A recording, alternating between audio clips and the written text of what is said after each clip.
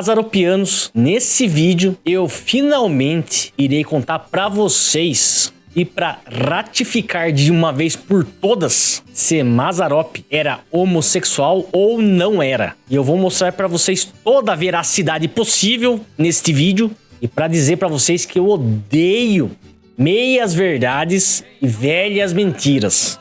E já digo nesse momento que não tenho rabo preso com ninguém. Por isso, estou fazendo esse vídeo de uma vez por todas, sem rodeios, direto no talo do abacaxi. E eu vou me basear nesse livro aqui, Enciclopédia Mazzaropi de Cinema, de Antônio Leão. E como eu sempre digo aqui, este é o único dicionário mazzaropiano que existe e que existirá algum dia. E antes de começar, mazzaropianos, só peço para vocês metralharem um like embaixo, justamente para dar relevância aos meus vídeos aqui no canal. E se você quiser se inscrever no meu outro canal, chamado Cortes do Coisa do Jeca, também fico agradecido de antemão.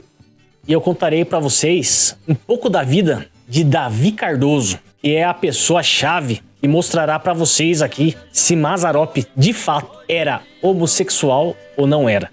Pois Davi Cardoso trabalhou em 2 filmes do Mazzaropi, no Lamparina e no filme Meu Japão Brasileiro. José Darcy Cardoso nasceu em Maracaju, Mato Grosso do Sul, em 9 de abril de 1943. E, por sinal, é a mesma data de aniversário de Mazzaropi. É isso, eles combinaram. Exatamente no mesmo dia e no mesmo mês, Davi Cardoso nasceu também. Desde jovem interessa-se muito por cinema. O pai, comerciante, gostava de todo final de semana sentar-se em uma mesa com os ferroviários da NOB para jogar cacheta.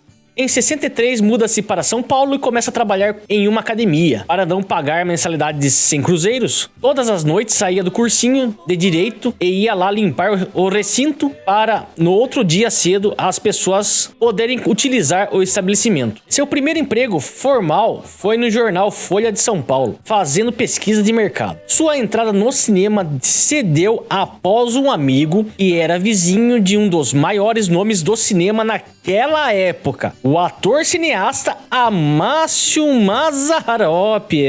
Inicia primeiro na técnica, trabalhando como continuista e diretor de produção na Panfilmes, empresa de Mazzaropi. Davi foi durante anos a maior atração de bilheteria dos filmes produzidos em São Paulo nos anos 70 e 80. Por isso carrega, mas não gosta do apelido de o rei da pornochanchada. Tem 2 ídolos confessos no cinema brasileiro, Mazzaropi e Anselmo Duarte. Agora que eu contei um pouquinho pra vocês quem foi Davi Cardoso, agora eu posso ler pra vocês essa matéria da revista Manchete de 1995. E a matéria é essa: Davi Cardoso, 1000 mulheres e um homem.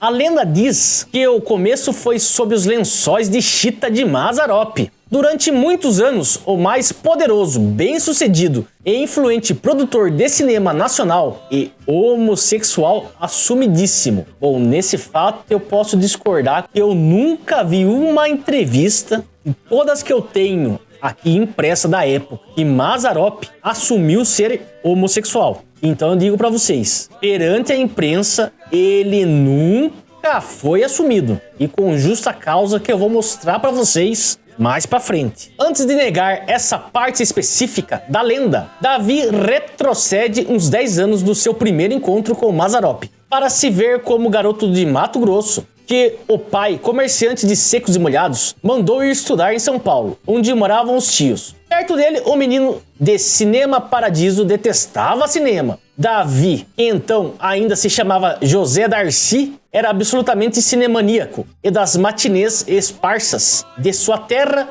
passou a contar com os mais de 300 cinemas de São Paulo da época. Um autêntico paradiso. Ele se lembra de ter entrado na sessão de meio-dia de Topázio e de só ter saído depois da última, já com a polícia acionada pelos tios. Depois de ter feito o exército, foi ser contato da Folha entre uma sessão e outra, e um almoço com um colega mudaria sua vida. Sabendo que Davi sonhava em entrar para o cinema, o tal amigo revelou que conhecia um famoso ator e produtor, vizinho de seu pai. Quando ouviu o nome de Mazzaropi, Davi ficou tão empolgado que enfiou o garfo na língua. Com a boca ainda inchada, foi procurar Mazzaropi. No dia seguinte, com um bilhete do colega, o comediante mediu de alto a baixo o rapaz atlético, apolíneo, e com sua prosódia característica anunciou: "Você tem um tipo bom pra galã, vou te estudar bem." Pouco depois, Davi havia descolado um lugar de continuista no filme O Lamparina. Estava mais do que bom. Davi só queria entrar no cinema, sem ser como espectador, entre aspas. Mazzaropi começou a me ver como um técnico esforçado e extremamente profissional. E quem sabe, com alguma tentação, mas nunca me tocou. Nunca foi grosseiro, fecha aspas. Pelo contrário, as investidas foram todas sutis e até elegantes, quase geniais. Mazzaropi era um gênio. Algumas dessas histórias estão no livro e são saborosíssimas. Depois de O Lamparina, Mazza convida Davi para um almoço em sua casa, a pretexto de trabalharem no roteiro do próximo filme, Meu Japão Brasileiro. Abre aspas. "Não precisa ficar com medo não, Cardoso. Vem mais gente pro almoço." Fecha aspas. Ressalta Mazzaropi, defendendo-se de uma fama junto ao novo pupilo. Mas Davi chega e não há ninguém. Só Mazzaropi e seus olhares capitosos. Davi está assustado. Mazzaropi tira outra linha do rapaz musculoso e repete, abre aspas, "Você tem um tipo bom pra galã num filme meu, Cardoso. Só depende de você." Fecha aspas. Davi sentiu um clima no ar, louco para ser galã, mas apavorado com as histórias que corriam. Fica meio estático num canto da sala. Mazzaropi se dirige à vitrola, põe um disco de Benvenido Granda, abre aspas, "O Bigode Cantante", fecha aspas. É o bolero Perfume de Gardênia. Rodopia com malemolência, aproxima-se do candidato a astro e sussurra, abre aspas, "Vamos dançar, Cardoso", fecha aspas. Ao recontar esse episódio, Davi dá sonoras gargalhadas, mas naquele dia não tinha motivos para rir, só estava estarrecido. Entrou na dança, a contragosto, não sem antes tentar excusar-se pelos sapatos de sola de borracha, abre aspas. "É só umas voltinhas, Cardoso", fecha aspas. Uma cena não de filme de Mazzaropi, mas de Fellini. Davi Cardoso dançando um bolero com Mazzaropi, a cabeça deste encostada em seu peito. Mas o velho cômico não forçava a barra. Sabia até onde podia ir. Deve ter detectado o constrangimento de Davi e, sabiamente, interrompeu os rodopios. Abre aspas. "Você não sabe dançar não, Cardoso? Vamos almoçar, e é melhor." Fecha aspas. Nesse caso, Davi não soube ou não quis dançar conforme a música. Se soubesse ou quisesse, teria ido até para a Europa. No filme seguinte de Mazzaropi, ainda trabalhando como técnico, Davi cruza com o ator de manhãzinha e não sabe bem por que soltam, abre aspas, "Good morning, Mazzaropi", fecha aspas. Este faz cara de espanto e quer saber que troço era aquilo. Davi se apressa em explicar que se trata de bom dia em inglês. Mazzaropi dá um longo suspiro e parte para as filmagens. No dia seguinte, Mazzaropi está pé da vida com o motorista que deixou um caminhão no meio do cenário e foi tomar café. Pergunta se tem alguém capaz de tirar aquele caminhão dali imediatamente. Davi, que aprender a dirigir veículos pesados no exército, se oferece. Manobra o monstro com facilidade. Terminadas as filmagens, Davi Cardoso cruza com Mazzaropi e o aborda com uma proposta tentadora. Abre aspas. "E se acha de passar uma temporada comigo na Europa?" Fecha aspas. Davi Cardoso quer saber por que o escolhido era ele. E aí veio o toque do gênio. O golpe elegante do florete. Abre aspas. "É que eu preciso de alguém que fale inglês e saiba dirigir caminhão." Fecha aspas. Eita, Mazzaropi. Davi não foi para a Europa com Mazzaropi, mas em compensação nunca conseguiu o papel de galã em filme de Mazzaropi. Não ligava. Para ele não bastava estar no mundo do cinema. E foi crescendo, aprendendo tudo, sobre técnica. Fez filme de Roberto Carlos e até de Walter Hugo Cury, que era um grande amigo de Mazzaropi. O filme célebre Noite Vazia. Nessa fase, revê Mazzaropi e quer saber o que o ex-assistente está fazendo na vida. Davi Cardoso conta ter feito o continuismo na fita de Cury e comenta que os cinemas estão cheios. Mazzaropi desdenha, abre aspas, mas com um monte de bunda de mulher. Não tem vantagem, Cardoso. Eu quero colocar minha cara na tela e o povo entrar. Fecha aspas, Mazzaropi continuou sendo milionário. Davi ainda catava os tostões, mas seria por pouco tempo. Chegou a trabalhar como um manequim, um dos primeiros homens a desfilar em passarelas no país, e conseguiu papéis em outros filmes, sempre galã, só que queria mais. Seguindo a trilha do próprio Mazzaropi, que só ficou rico depois que passou a produzir seus filmes, Davi Cardoso foi à luta. Gaba-se de nunca ter usado tostão de dinheiro oficial, só recursos próprios e de investidores privados, Davi Cardoso confessando aqui que realmente Mazzaropi o cantou de uma forma genial, só que Davi Cardoso não deixou se abater. Levou na esportiva, sabendo que ele fez 2 filmes, o Lamparina e Meu Japão Brasileiro. E também quem confessa era a atriz Marli, que também atuou em 3 filmes com Mazzaropi e também fala que ele era homossexual. Ele vivia um pouco na solidão. Os amigos do Mazzaropi eram um grupo um pouco reduzido.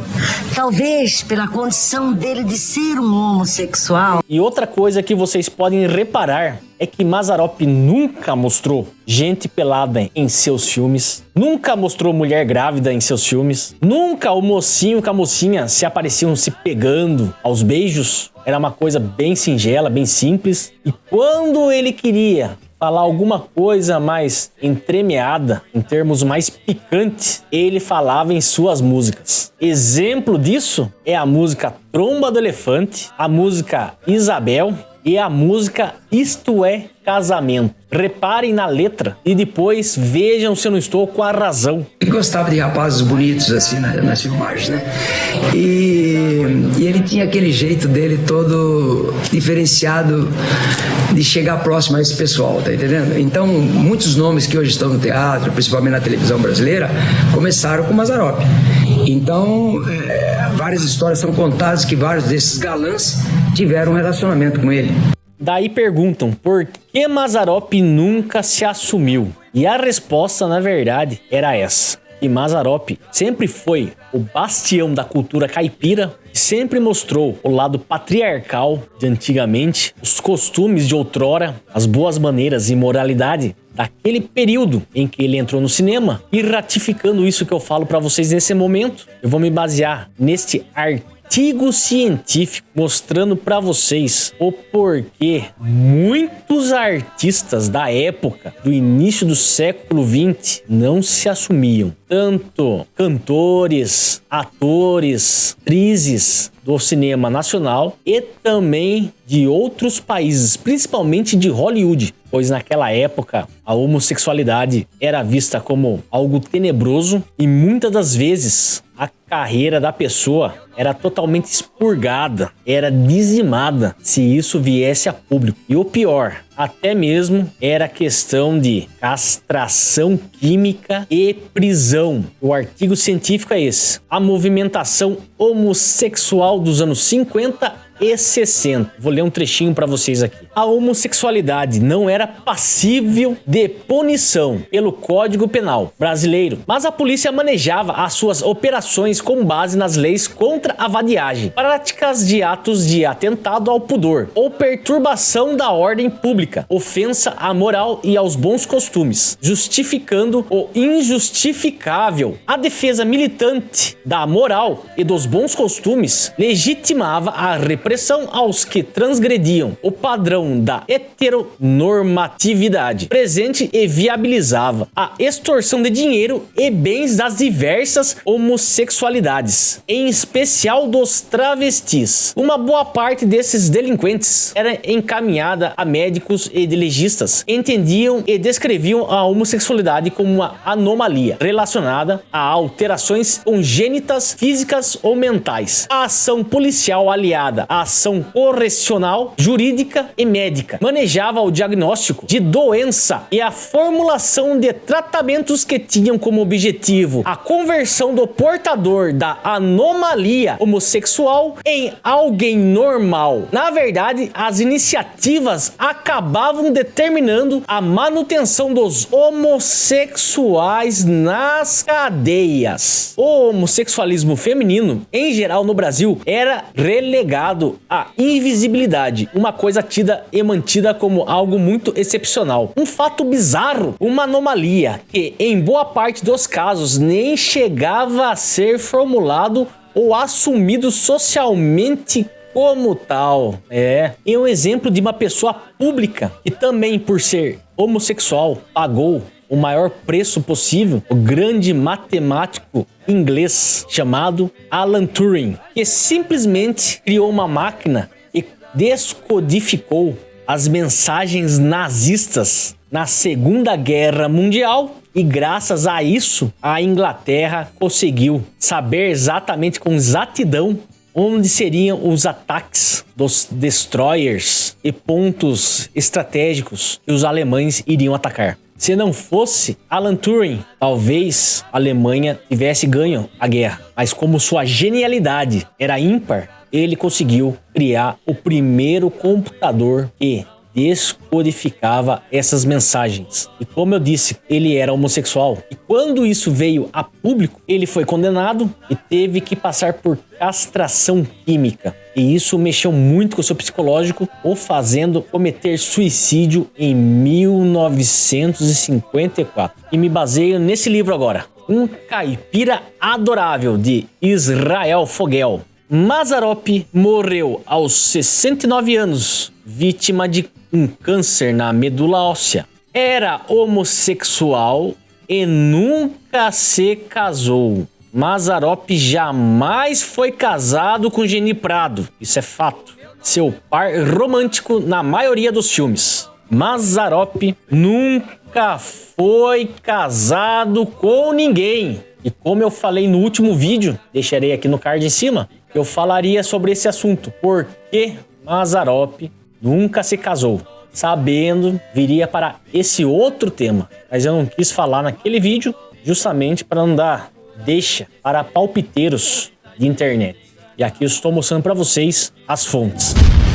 No meu ponto de vista final, eu digo que Mazzaropi nunca se assumiu, justamente pelo fato de viver uma época diferente, de uma cultura diferente e do que ele sempre representou para os brasileiros. Pois na época nunca pegaria bem se ele se assumisse, pois os tempos eram outros. E como disse Marli Marley, se ele era feliz assim, quem somos nós para julgarmos? Isto não é desonra. Mazzaropi nunca negou isto e não tinha por que negar. Se ele era feliz assim, era o direito dele ser. Para mim, Mazzaropi podia ser até um alienígena. Ele fazendo a gente rir como sempre fez e ter criado a cultura caipira como ele criou, podia ser de forma que ele quisesse. Eu não sou contra e nunca serei, pois isso não vai mudar em nada o meu ponto de vista em relação ao Mazzaropi e ao legado que ele deixou. A única coisa que eu sinto foi por ele não ter deixado herdeiros para cuidar do seu legado póstumo, ou seja, dos seus itens, dos seus filmes, de tudo que ele deixaria e seria preservado e não seria dizimado, praticamente destruído por 15 canalhas. Canalhas! Canalhas! De primos desconhecidos que Mazzaropi infelizmente teve, mas com a morte de Dona Clara Mazzaropi, entraram em juízo, caçaram o que sobrara para cada um e simplesmente esmigalharam o que o homem tinha. Por sorte, o lote número 13 do leilão, esses 15 bando de safado fizeram nos anos 80, e para mim é o mais importante que tinha ali no meio, não foi arrematado, que eram os negativos dos filmes da Panfilmes que ele deixou, e que por esses primos tortos que ele tinha, infelizmente, teriam tacado fogo sem pestanejar. E como eu disse e digo novamente, eu não tenho rabo preso com ninguém. E mais uma vez, mazaropianos, peço só para vocês metralharem o like embaixo aí desse vídeo e de outros vídeos que vocês podem ver aqui no meu canal. Muito obrigado por tudo, mazaropianos. E como eu sempre digo aqui, sorteio de banda! Um dia eu encontrei na esquina da Ipiranga com São João, eu trabalhei 2 anos seguidos com ele. Foi minha escola, o início. E eu falei para ele, você viu o filme que eu fiz, entre um filme seu e o outro, o que eu fiz aqui, Noite Vazia, que está no Cine Ipiranga? Noite Vazia, do Walter Cury, vai assistir. Eu vou assistir por causa de você. Eu vou assistir por causa de você, Cardoso. Aí ele foi assistir, no outro dia ele ligou pra casa da minha tia, onde eu morava, falou, eu fui ver o filme, Cardoso, Noite Vazia. A noite estava cheia, mas o cinema estava vazio, não tinha ninguém lá dentro. Essa era a sacada dele. Uma outra vez eu estava escrevendo o roteiro do Meu Japão Brasileiro, e escrevendo não, colocando algumas sequências que eu escrevia, ele falava na hora, era de improviso praticamente uma aula. Eu estava escrevendo sentado ao lado dele, isso já era 1h da madrugada na casa dele, numa máquina Hamilton, na casa antiga. Eu olhei assim para ele e falei, mas ó, você colocou vários galãs, Tarcísio Meira, Francisco de Franco e Roberto Perillo, você podia dar uma chance para mim, aqui tem 3 galãs nessa história, dá um desses papéis para mim, por favor, me ajuda, eu já estou praticamente há 2 anos trabalhando com você. Ele olhou assim para mim e falou, você não é galã porque não quer, Cardoso. Dorme comigo que você vira galã da noite pro dia. O meu nome é Fumo Forte, feito pelo balcomeiro, feito das folhas de cima, jogaram fora os bacheiros.